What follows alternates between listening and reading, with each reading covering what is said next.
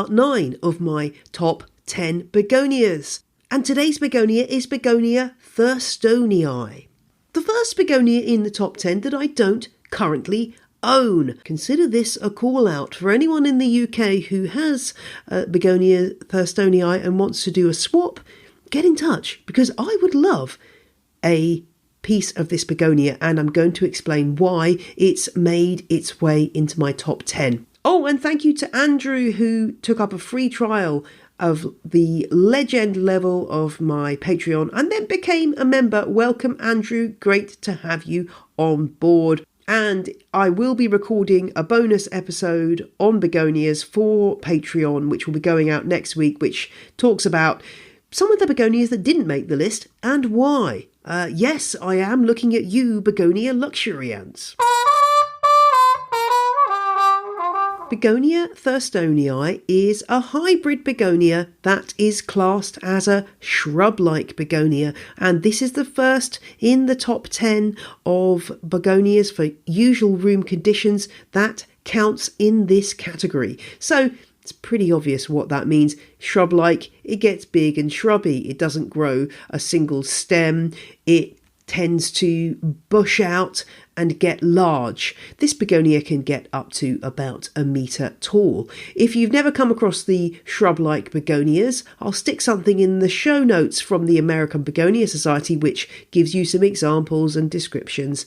If you know begonias, other shrub-like begonias you might have heard of include Begonia listada and Begonia metallica. And interesting we mention Metallica because in fact Metallica is one of the parents of Thurstonii.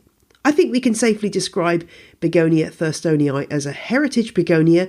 It was first brought onto the market in 1887 by a chap called C. Thurston, and its two parents are Begonia metallica and Begonia sanguinea. I should say here that Begonia metallica is, according to Plants of the World Online, the Q website, which I take as my authority, is an outdated scientific name. We should be calling it Begonia incarnata. However, I've not seen anyone using that name, so I'll just mention Begonia incarnata in the same breath as Metallica, and hopefully we'll all get a rough idea of what we're talking about.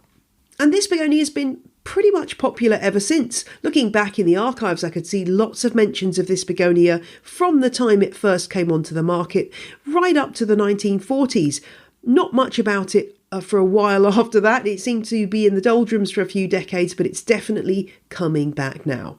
And I found a rather nice piece about Thurston's begonia in the Cultivator and Country Gentleman publication in August 1895. So by 7 years, it had already achieved enough notoriety to get a whole article in this publication. And the writer, who was called Chas E. Parnell, writes, "It may be described as being a plant of vigorous growth, shrubby, free-branching habit, and growing from 1 or 2 feet in height, and as a specimen pot plant is exceedingly ornamental. It is a cross between Begonia metallica and Begonia sanguinea, having the bright red foliage and veinings underneath the leaves and bright metallic green shading to red in the younger growth on top with the deep veinings of the metallica. It also has smooth glossy leaves and red stems of sanguinea. The flowers are of a beautiful deep pink in bud, but when expanded, of a beautiful shell pink." So that's what it looks like. It's a really lovely, glossy-leaved, almost olive-coloured leaf, a kidney-shaped leaf with these red undersides and red stems. I admired this begonia when I saw it at the Garden Museum in London. I'll post a link to a little blog post from the museum about this particular plant from the head gardener there, Matt Collins, and I fell in love with it. I think it's a really beautiful plant. In terms of growing it, I think you could put it in pretty much the same conditions as you would an earlier begonia in this series, the Lucerna.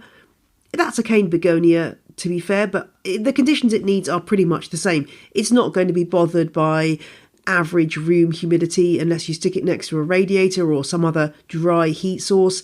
It needs plenty of good light, but don't stick it with your cacti. And other than that, just treat it as you would do a regular houseplant. Bear in mind that as a shrubby begonia, it will need a decently heavy pot, otherwise it will topple over, and it can get down to quite cold temperatures. I would think this would be fine down to 5 degrees centigrade with no problem. And we'll talk more tomorrow about substrates and watering of begonias in this top 10 as we wrap it up with some care advice. Do we know anything about Thurston, the chap who bred this begonia back in 1887? Well, not really. All I did find out was from a list of exhibits at the American Florists Convention in Buffalo, New York in 1889. There was a list of exhibits, and one of those exhibits was from a C. Thurston of Ridgewood, New Jersey, of his new begonia, Begonia Thurstonii, which he named after himself. Why not? So I'm presuming that Thurston was a breeder of begonias running a nursery in New Jersey, and indeed I did find 1 or 2 ads for his business offering new begonias, not specifically Thurstonii, but I imagine if I dug a bit deeper I might be able to find those as well. This was obviously all the rage in the late 1880s and 1890s. It had a following. People liked this plant, and I can understand why. If you've got room for something that's going to be as wide as it is tall and could get about a metre tall, this is a lovely begonia that will do fine in the average room temperatures. You've got these glossy leaves and makes a really nice statement plant. Teamed with the right pot, absolute perfection. Now, if you are a super fan of mine, you might remember that I wrote a blog post back in 2022, about a mystery begonia that I had been given a leaf of, and after a lot of research it turned out to be a cultivar called Aldermore, which is, funnily enough, a hybrid with some of the same parentage.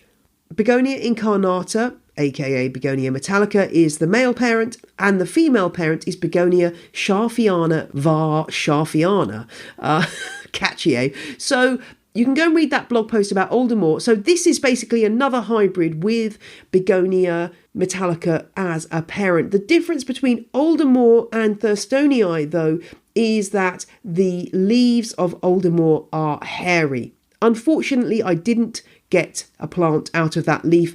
You need a stem cutting for that, and I only had a leaf, but I need to go back to the person who gave me that leaf and ask them for a stem cutting, because I'd like Aldermore as well. Thank you very much. But yes, Aldermore also worth looking at. It's a really tough heirloom begonia and has a lot of the similar characteristics, except if you like a pubescent leaf, it's a superior choice. If you like a glossy leaf, go for Thurstonii.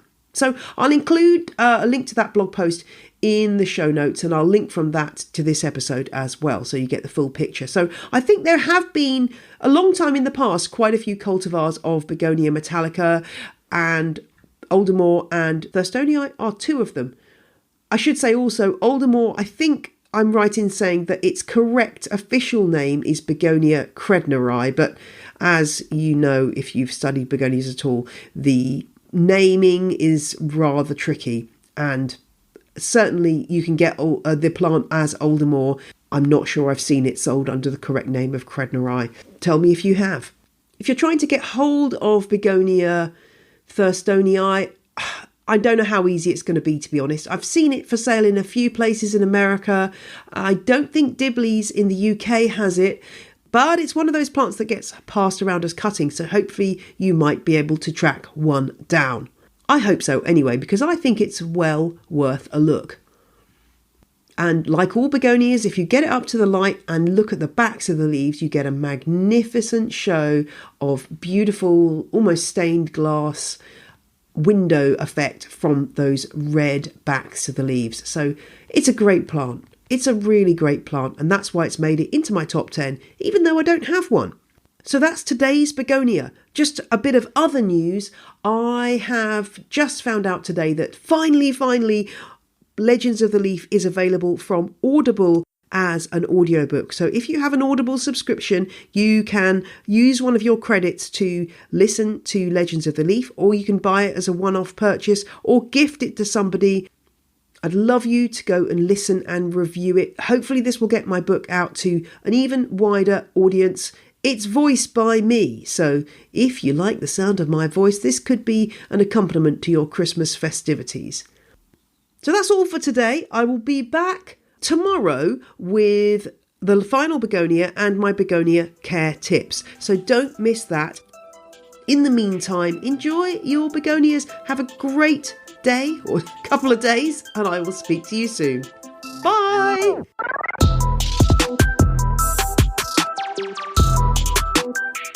The music you heard in this episode was Roll Jordan Roll by the Joy Drops and Whistle by Benjamin Banger.